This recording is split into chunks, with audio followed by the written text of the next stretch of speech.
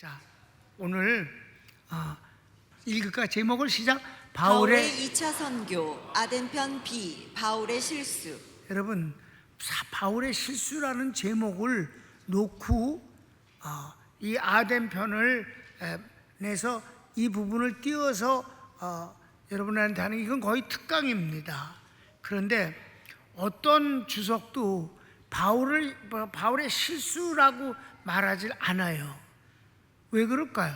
바울이 너무 위대하니까, 기독교에 미친 영향이 너무 위대한 인물이니까 그에게 실수라는 단어를 붙이기는 너무 힘들다고 생각을 하거나 그래서는 안 될 것 같은 생각을 하는 거예요. 근데 실수는 실수인 거고 잘못한 건 잘못한 겁니다.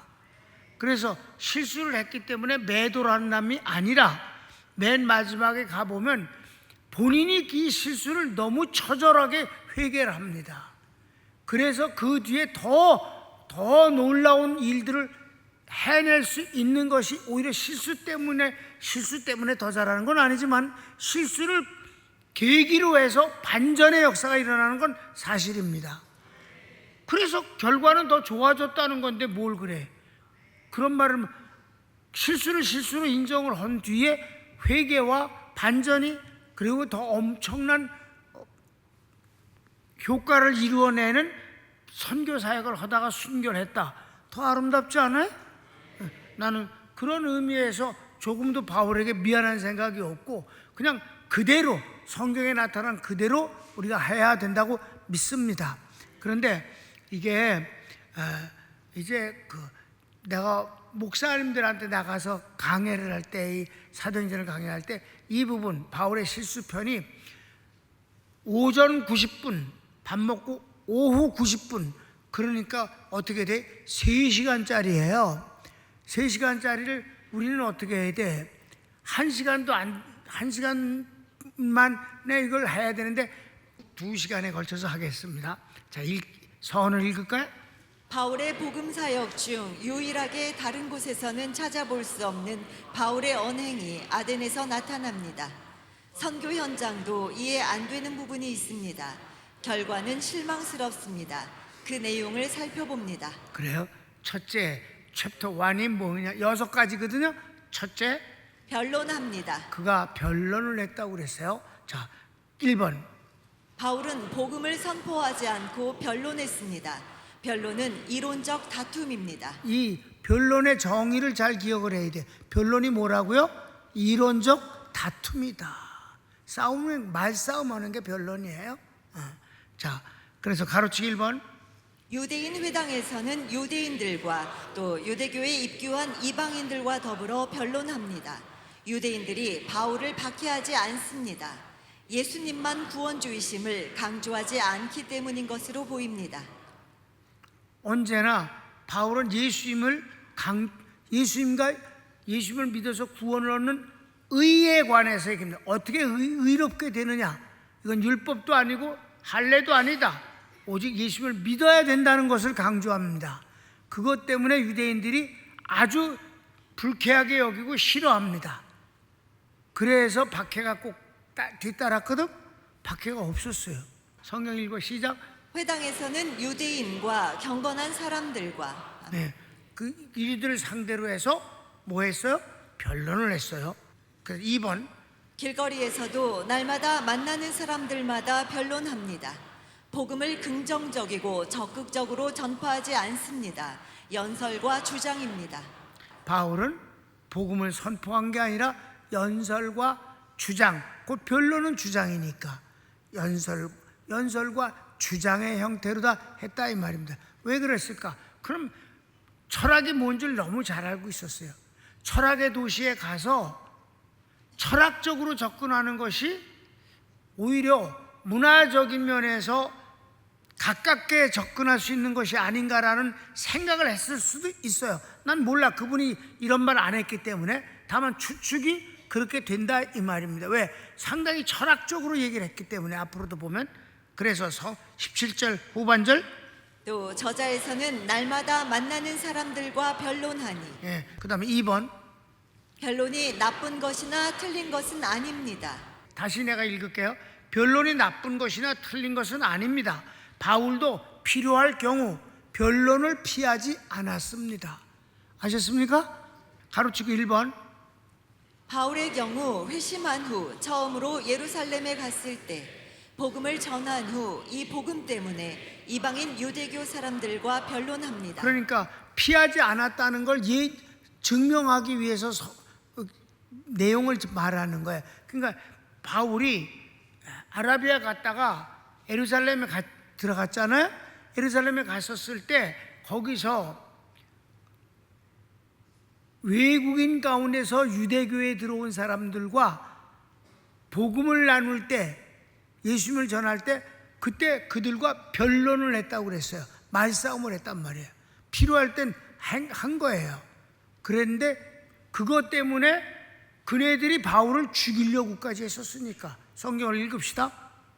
사울이 제자들과 함께 있어 예루살렘에 출입하며 또 주 예수의 이름으로 담대히 말하고 헬라파 유대인들과 함께 말하며 변론하니 그 사람들이 죽이려고 힘쓰거늘. 그랬어요. 변론은 말싸움이라고 그랬잖아요. 그러니까 필요할 경우는 변론할 수 있었다 이 말입니다. 이해되셨습니까? 변론이 꼭 나쁜 거나 틀린 것은 아니에요. 필요하면 변론할 수 있어. 그래서 또 변론하는 것이 두 가지만 내가 예를 들었어요. 2번. 성도가 된 유대인들이 이방인 성도들에게 할례받을 것과 율법을 지킬 것을 요구하므로 바울과 변론하게 됩니다. 끝내 예루살렘 사도 총회에서 좋은 결론을 냅니다. 여러분 이미 공부한 거예요. 그렇죠? 사도행전 15장에 14장부터 15장까지 연결되어지는 내용이잖아요. 안디옥 교회가 첫 번째 이방인 교회예요. 예루살렘에서 멀지 않으니까 예루살렘 교인들이 이방인 교회 세운 게 되니까 심심하고 구경섬하고 흥미로워서 이방인들이 어떻게 신앙생활을 하는지 안디옥까지 와서 보는데 와서는 잘난 척을 한단 말이에요. 예수님을 믿어서 구원을 얻는 건 중요한데 그래도 할례 받고 율법을 지켜야 구원을 얻는다. 구원에다 이 두 가지를 집어넣었다 이 말이에요. 예수 믿는 유대인인데도 불구하고. 그랬더니 그런 게 왜 필요하냐? 오직 의로워지는 건 예수님만 믿으면 되는 거다. 왜 이방인들에게 할례와 율법을 강요하느냐? 이래서 변론했다 이 말입니다. 그 변론 말싸움을 한 것의 결과가 어떻게 됐어요? 예루살렘 총회에다가 이 문제를 남겼잖아요. 사도 총회에서 결정해달라. 우리가 다 공부한 겁니다. 그렇지? 그 내용을 한번 봅시다. 시작. 복음의 변론은 예수 그리스도의 복음을 주장하며 타협하지 않는 것입니다. 그러면 그 성경을 읽어보겠습니다. 바울과 바나바와 저희 사이에 적지 아니한 다툼과 변론이 일어난지라 형제들이 이 문제에 대하여 바울과 바나바와 및 그 중에 몇 사람을 예루살렘에 있는 사도와 장로들에게 보내기로 작정하니라. 사도와 장로들이 이 일을 의논하러 모여 또 마음을 아시는 하나님이 우리에게와 같이 저희에게도 성령을 주어 증거하시고 믿음으로 저희 마음을 깨끗이 하사 저희나 우리나 분간치 아니하셨느니라. 그런데 지금 너희가 어찌하여 하나님을 시험하여 우리 조상과 우리도 능히 매지 못하던 멍에를 제자들의 목에 두려느냐. 우리가 저희와 동일하게 주 예수의 은혜로 구원받는 줄을 믿노라 하니라. 아멘. 그래서 이 변론의 결과가 예루살렘 총회에다 넘겼고 사도 총회에서 결론이 이방인들에겐 절대 할례나 율법의 행함을 요구하지 말라, 강요하지 말라. 믿어서 구원 얻은 뒤에 율법을 생활 속에서 지켜나가면 되는 거지. 멍에로 얹지 말라라고 하는 것이 변론 때문에 일어난 결과다 이 말이에요. 결과는 좋았죠. 아멘. 예수님과 예수님에 대한 복음은 변론의 주제가 될 수 없습니다. 다시 한번 읽어야 돼. 시작. 예수님과 예수님에 대한 복음은 변론의 주제가 될 수 없습니다. 그렇습니다. 절대로 변론의 대상이 되는 게 아니야. 말씀을 갖고 장난질하는 게 아니야. 말싸움하는 것이 예수님을 말싸움의 내용물로 삼을 수는 없는 거야. 복음도 마찬가지예요. 오케이? 그런데 바울이 뭘 했다고 그랬어요? 변론했다고 그랬잖아, 예수님. 가르치기 1번. 세상적 변론은 패널들이 모여 각자 자기 생각이나 단체의 이념을 주장하는 것입니다. 주장으로 끝납니다. 이건 내가 이제 썼는데 옛날에 방송국에 있을 때 이제 여기 성경을 읽으면서 그 변론하고 싸운다 그런 걸 보면 뭐가 생각나냐면 방송국에서 어떤 주제를 놓고 패널을 초청하잖아요. 그럼 초청을 하면 한쪽 편만 있는 사람을 초청을 하면 방송이 안 돼. 싸움이 주장이 달라서 서로 말싸움이 일어나야 돼. 그리고 그걸 시청자들이 판단하게 하는 거예요. 그걸 패널이라고 그래. 거기 나와 있는 사람들을. 그러니까 나는 방송국에 있었기 때문에 지금 패널이라는 말을 여기다 쓴 거예요. 1번 시작. 세상적 변론은 패널들이 모여 각자 자기 생각이나 단체의 이념을 주장하는 것입니다. 주장으로 끝납니다. 그 방송할 때는 둘구제비하고 싸우는 게 아니야. 욕하는 것도 아니고 그냥 자기 주장을 말할 뿐이야. 그래서 뭐라 그래서 주장으로 끝납니다.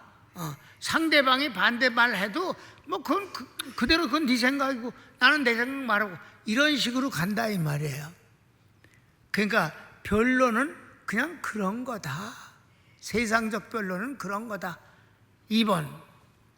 복음 전파는 계시된 말씀에 근거하여 예수님을 선포하는 것입니다.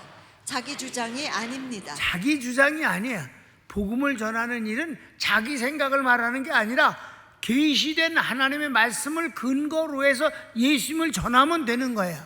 그게 바로 변론에 될 수가 없는 이유예요. 우리는 전하는 자, 메신저예요. 절대로 주장을 하는 이론이 아니에요. 그래서 성경을 한번 읽어볼까요?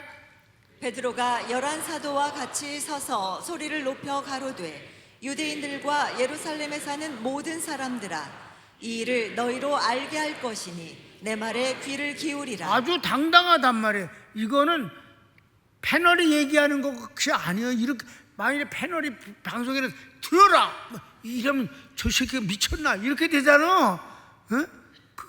변론은 이렇게 하는 게 아니란 말이에요. 베드로는 복음을 이렇게 전했다 이 말이에요. 자, 그 다음에 보면 이 예수를 하나님이 살리신지라 우리가 다 이 일의 증인이로다. 하나님이 오른손으로 예수를 높이심에 그가 약속하신 성령을 아버지께 받아서 너희 보고 듣는 이것을 부어주셨느니라. 50절에 성령 바르는 그 모습을 본 것이 바로 그거다 하면서 선언한다 이 말이에요. 변론이 아닙니다. 예. 또 이제 바울의 경우 어땠나 봐. 바울이 옛날엔 이렇게 했지 변론하지 않았단 말이에요. 바울의 모습을 첫 번째 하는 데서 봅시다. 시작. 바울이 일어나 손짓하며 말하되 이스라엘 사람들과 및 하나님을 경외하는 사람들아 들으라. 베드로하고 똑같아 분위기가. 들어라. 내 말을 들으라는 말이 아니라 복음을 들어라. 하나님 말씀을 들어라. 이렇게 하는 거예요. 계속해서 하나님이 약속하신 대로 이 사람의 시에서 이스라엘을 위하여 구주를 세우셨으니 곧 예수라. 여기서 이 사람은 다윗이에요. 다윗의 후손으로 주님이 예수님을 주셨다는 것. 그 다음에 그 다음 안식일에는 온 성이 거의 다 하나님 말씀을 듣고자 하여 모이니 이방인들이 듣고 기뻐하여 하나님의 말씀을 찬송하며 영생을 주시기로 작정된 자는 다 믿더라. 제자들은 기쁨과 성령이 충만하니라. 아멘. 이게 비시디아 안디옥에서 전문 설교에 나오는 장면들이에요. 첫 번째. 그러니까 다른 데는 막 다 관두고 여기 첫 번 말씀을 전할 때의 그 내용에서 내가 간추린 거예요. 이렇게 변론한 게 아니라 선포했다 이 말입니다. 그래서 3번 변론은 복음을 옆으로 밀어냅니다. 변론은 각자 주장을 서로 말싸움을 하듯이 입씨름을 하는 거기 때문에 복음의 본질을 밀어내는 일을 해. 보면 예수님은 없어지고 말싸움을 하고 있어.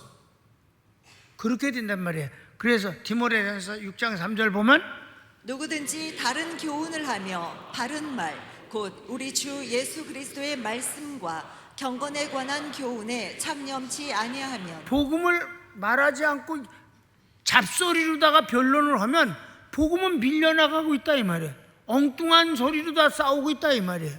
4번 변론은 끝내 싸움을 일으키며 진리를 잃어버려 믿음에 도달하지 못하게 합니다. 그렇습니다. 성경을 읽어봅시다. 저는 교만하여 아무것도 알지 못하고 변론과 언쟁을 좋아하는 자니 이로써 투기와 분쟁과 회방과 악한 생각이 나며 마음이 부패하여지고 진리를 잃어버려 경건을 이익의 재료로 생각하는 자들의 다툼이 일어나느니라. 아멘. 그냥 변론은 나중엔 싸움이 돼버리고 만다 말이에요. 그래서 내가 여러분한테 항상 하는 소리예요. 당구장표 시작. 그래서 전도할 때 변론이나 논쟁이 일어나면 중단함이 지혜롭습니다. 싸우지 말라. 예수님은 싸움의 내용이 되는 게 자료가 아니에요. 그건 송구스럽고 민망한 얘기야. 그래서 사람의 잘못을 지적한다거나 교회의 여러 가지 비리 같은 걸 말할 땐 그건 뭐 받아들일 수 있어요. 왜? 비판할 수 있으니까. 잘못을 비판하는 거지만 예수님이 비판의 대상이 되는 건 아니야. 그러니까 복음에 대해서 논쟁을 하려고 들면 오늘은 그만합시다. 나는 당신의 영혼을 구원하기 위해서 하나님의 사랑과 축복을 전하려고 하는데 이런 논쟁을 하면 무슨 의미가 있겠습니까? 다음 기회에 우리 또 하나님께서 허락해 주시면 말씀을 나누도록 하겠습니다. 예수님은 논쟁의 대상이 되지 않아서 더 이상 의미가 없습니다. 이렇게 예의를 갖추어서 스탑시키라 이 말이에요. 예수님은 논쟁의 대상이 아니야. 구원이고 생명이지. 논쟁은 변론은 장난이야. 그렇게 하면 안 되지. 두 번째 챕터, 우상을 비유로 듭니다. 오늘은 변론과 우상에 대해서만 합니다. 나머지는 조금씩 짧기 때문에 이 두 가지가 제일 그가 잘못한 것 중에 들어가니까. 비유에 비유, 우상을 비유로 들었어. 1번 아덴 사람들의 요구로 아레오바고에서 바울이 연설합니다. 처음에는 유대인 회당에서 연설이에요. 연설하고 길에서 만나는 사람들과 연설을 하면서 변론을 했다. 이면 만나는 사람과 변론을 했다고 그랬어요. 그랬더니 이렇게 조그만 몇 사람 놓고 이렇게 하지 말고 아예 아레오바고로 내가 데려갈게. 이 데려간 사람들은 스토익파의 철학자들이 영향력을 갖고 있는 사람들이에요. 그러니까 너 아레오바고에 내가 시간과 장소를 마련해 줄 테니까 많은 사람에게 한번 해봐라. 그래서 얘기했잖아. 아레오바가 엄청나게 크다고, 축구장만 하다고. 그러니까 거기 가서 이제 높은 곳에서 이제 말을 하는 거예요. 거기서 얘기를 하기 하는데, 자 봅시다. 읽어요. 그들은 바울이 말하는 새 종교에 관심이 있습니다. 새로운 종교. 왜냐하면 그리스 철학이라는 것은 종교에서 파생되어져서 말해요. 항상. 그러니까 종교에 관심이 많은 거예요. 성경을 읽읍시다. 붙들어 가지고 아레오바고로 가며 말하기를 우리가 너의 말하는 이 세교가 무엇인지 알 수 있겠느냐. 이 사람들은 새로운 종교에 대해서 관심을 있는 거예요. 예수님에 대한 관심이 있는 게 새 종교, 얘가 말하는 새 종교는 뭘까? 그 종교에 대해서 관심이 있는 거예요. 여러분, 내가 이런 말 한 걸 기억하십니까? 기독교를 종교라고 그러면 다른 건 종교가 아니고, 다른 것들을 종교라고 그러면 기독교는 종교가 아니야. 우린 그들 중에 하나가 아니야. One of them이 아니야. Only one이야. 오직 주님이야. 주님만이 구원이시니까. 그래서 2번, 그러나 바울이 전하는 내용을 이해하지 못하겠다. 아레오바가에서 열심히 전했어. 특별히 예수님의 부활에 대해서 말했어. 성경을 읽읍시다. 내가 무슨 이상한 것을 우리 귀에 들려주니 그 무슨 뜻인지 알고자 하노라 하니. 그러니까 들으면서도 뭐야, 얘가 말하는 종교는 뭐야? 신이 그러니까 십자가에 죽었다가 살아났다 이거야? 근데 그 신이 지금 어디 있는데? 뭐 그러니까 들어보니까 뭐 별로 뭐가 취할 게 없네. 실망을 했어요. 3번 봅시다. 결과는 아덴 사람들과 외국인들이 관심조차 보이지 않습니다. 끝나버렸어. 2번의 기회를 준 게 아니에요. 여러분 어땠어요?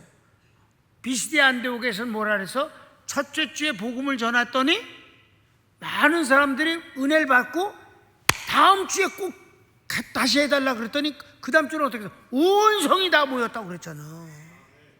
근데 여기서는 어떻게 돼? 여기서는 뭔 소리인지 통할 수가 없네. 저 인간이 하는 소리, 저 인간이 말하는 그 종교는. 그래서 마지막에 뭐죠? 더 이상 시간을 쓰려고 하지 않았다. 관심조차 갖지 않았다. 아셨습니까? 자, 봅시다. 성경을. 모든 아덴 사람과 거기서 나그네 된 외국인들이 가장 새로 되는 것을 말하고 듣는 이외에 달리는 시간을 쓰지 않음이더라. 달리 시간을 쓰지 않는다는 말은 관심을 안 가졌다는 말이야. 안 가졌다. 그러니까 아레오바가에서의 연설은 대실패다. 그때 믿은 사람이 없다. 내일 모레 말씀을 할 때 왜 그랬을까 하는 것이 이제 원인이 나오는데 성령을 의지하지 않았기 때문에. 성령이 역사하셔야 되는 거거든. 복음은 성령이 역사하셔야 돼. 성령이 너에게 임하시면 너희가 권능을 받게 되고 성령과 네가 내 증인이 되리라. 혼자서는 안 되는 거고 성령님과 함께 증인이 될 때 결과가 나타나는 거지.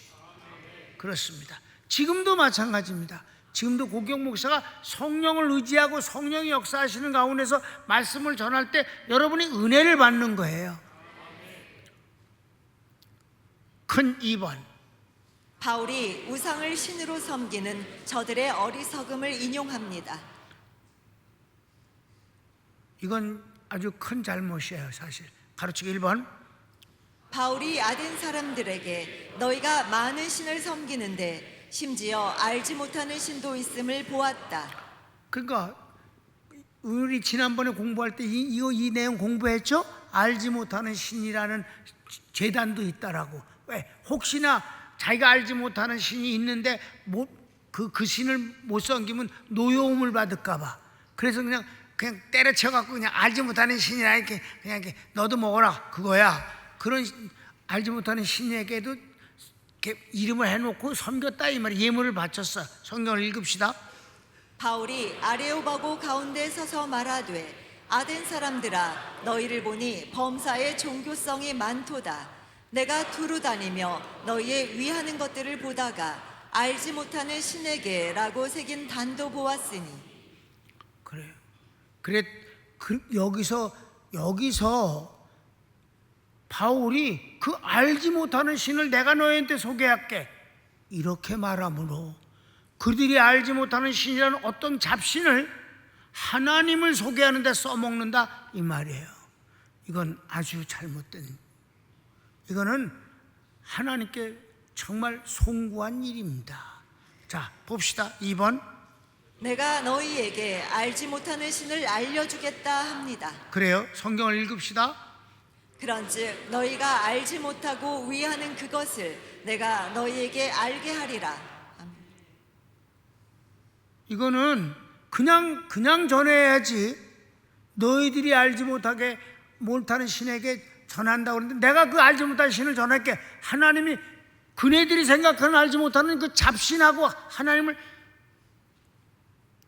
이퀄시켜서는 안 되잖아. 그건 있을 수 없는 거야. 그걸 끄집어내서 하나님을 소개하는 일은 방자한 일이다 이 말이에요. 내 생각은 그래. 방자한 일임에 틀림없어. 결론은 뭐야? 하나님을 소개하면서 저들의 우상을 비유로 드는 것이 하나님께 송구합니다. 내가 점잖은 말로 썼어. 송구한 일이다. 그 다음에 이제 3번. 세상 지식, 철학, 자연 환경을 통해 하나님을 발견하는 비유를 말합니다.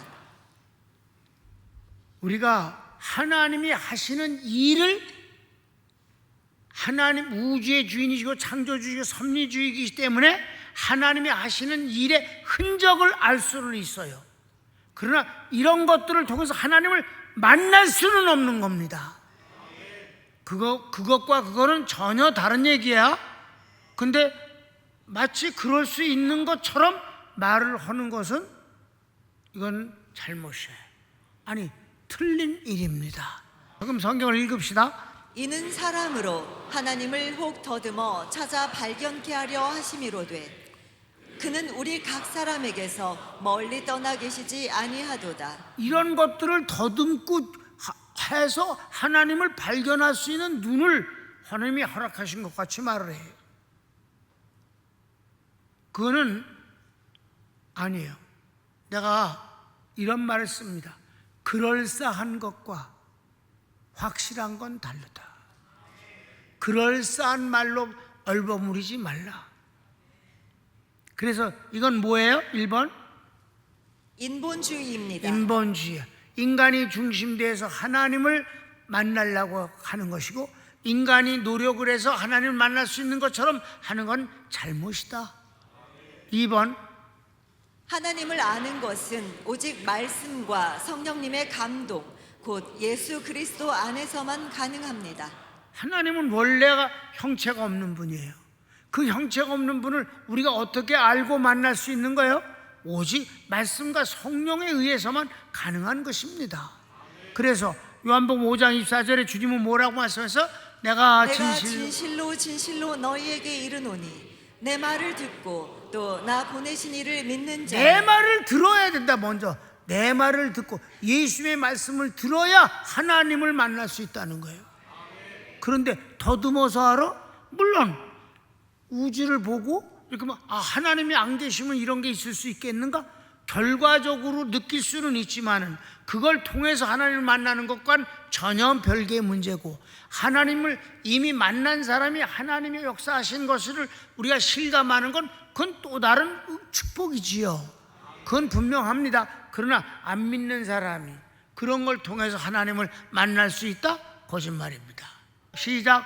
영생을 얻었고 심판에 이르지 아니하나니 사망에서 생명으로 옮겼느니라. 주님의 말씀을 들어야 하나님을 만나게 되는 거, 그런 사람이 옮겨지는 것이 이게 구원이다. 4번은 바울이 우상 숭배의 글귀를 인용 비유합니다. 이것도 아주 발칙한 짓입니다. 스토이카파 철학자들이 옛날부터 있었으니까 그들이 이제 주피터 신을 찬양하는 가운데서 우리가 그의 자녀라는 말을 한단 말이에요. 주피터의 자녀다라는 글귀가 있어요. 그걸 그러면서 찬양을 해. 그 글귀를 인용을 해갖고 우리가 하나님의 자녀인 것을 말하고 싶어 해요. 그냥 하나님의 예수를 믿고 하나님의 자녀가 된다는 말을 하면 뭐가 덧나? 왜 그런 그 이상스러운 주피터 그 신을 찬양하는 그런 잡신의 신화를 근거로 해서 하나님의 자녀임을 말할 필요가 뭐가 있겠소? 한 번도 그런 적이 없거든, 바울이. 자, 성경을 읽어봅시다. 우리가 하나님의 자녀됨을 말하면서 주피터 신을 찬양하는 글귀를 인용하며 비유를 드는 것은 어이없습니다. 어이없다. 내 경우는 어이없다고 생각해. 그 성경을 읽읍시다. 우리가 그를 힘입어 살며 기도하며 있느니라. 너희 시인 중에도 어떤 사람들의 말과 같이 우리가 그의 소생이라 하니. 이거 주피터의 소생이라는 거예요. 그게 어떤 사람들이 그런 말을, 두 사람이나 그런 얘기인데 옛날 사람이에요. 시작. 스토익 철학자 중 아라터스와 클레안테스의 시에 표현됨. 이 사람들이 시에 그런 말을 했다 이 말이에요. 우리가 주피터의 자녀라고. 우리가 하나님의 자녀인 건 수도 없이 많이 말하잖아, 성경에. 그런 말을 인용을 할 필요가 뭐가 있느냐 이 말이에요. 그렇습니까? 가로치기 2번. 믿지도 않는 사람들에게 이미 하나님의 자녀가 된 것 같은 표현은 틀린 말입니다. 아첨으로 보입니다. 비율 맞추려고 하는 것 같은 느낌을 봐도. 3번. 더욱 주의 종이 복술가의 말을 인용하여 복음을 전할 수는 없습니다. 그렇습니다. 그네들의 말을 인용해서 하나님의 말씀이 참이라고 말하는 것은 어불성설이다. 성경은 성경이 말할 뿐이다. 마지막 5번. 예수님께서는 성령이 오시면 비유를 말하지 않아도 된다 하셨습니다. 주님은 성령이 오시면 많은 비유가 필요 없다고까지 하셨는데 꼭 이렇게까지 잡신들의 얘기를 인용을 하면서 주님을 증거하려고 쓸데없는 노력을 할 필요가 뭐가 있었겠는가? 그러는데 이렇게 열심히 저희들 비유를 맞추면서 열심히 예수님을 증거하려고 애썼는데 한 명도 믿는 사람이 안 생겼다. 이건 비참한 일이다. 성령이 역사하지 않으셨다. 아멘? 그런 거.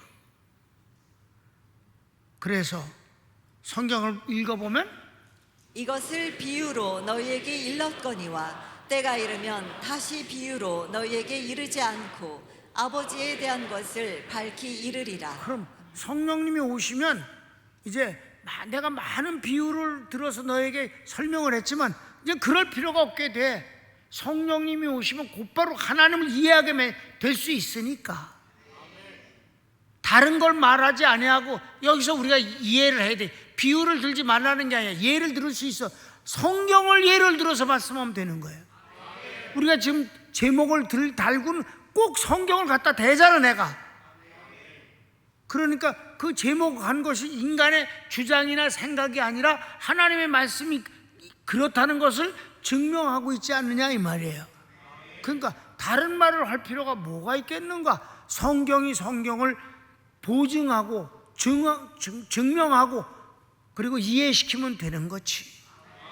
이렇게 거지 같은 놈들 말을 인용해서 하나님의 자녀인 것을 말한다든지 찬양한다, 그건 좀 그렇다. 바울이 분명히 실수를 하는 것 같지? 오늘 두 가지 봤어요.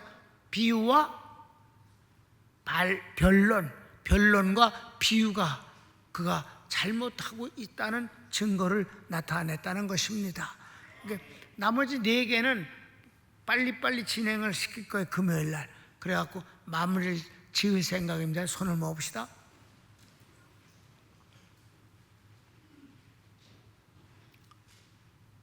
나는 환경과 주님에 대해서 말하고 싶어 하는 겁니다. 여러분, 정말 놀라운 일이 있습니다. 사회주의 국가들에 가 있는 선교사들은 다 빨갱이가 됩니다. 그래서 내가 유럽을 안 가는 겁니다. 일본 가면 그 목사님들이 다 인본주의에 빠집니다.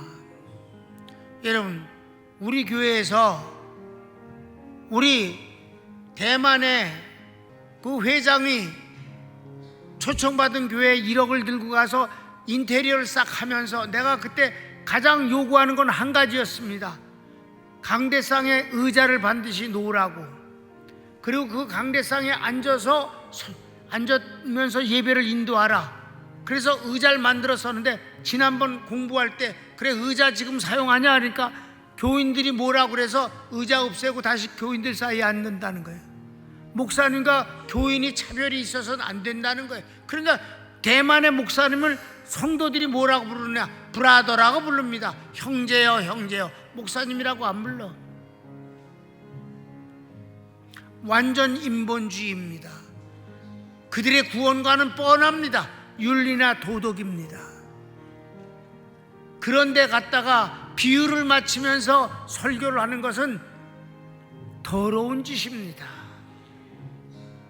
나 같으면 때려치겠습니다. 아니, 때려치지 아니하고 굴복시키겠습니다. 복음으로 굴복시키는 것은 중요한 일입니다. 다 같이 주여 한번 부르십시다. 주여.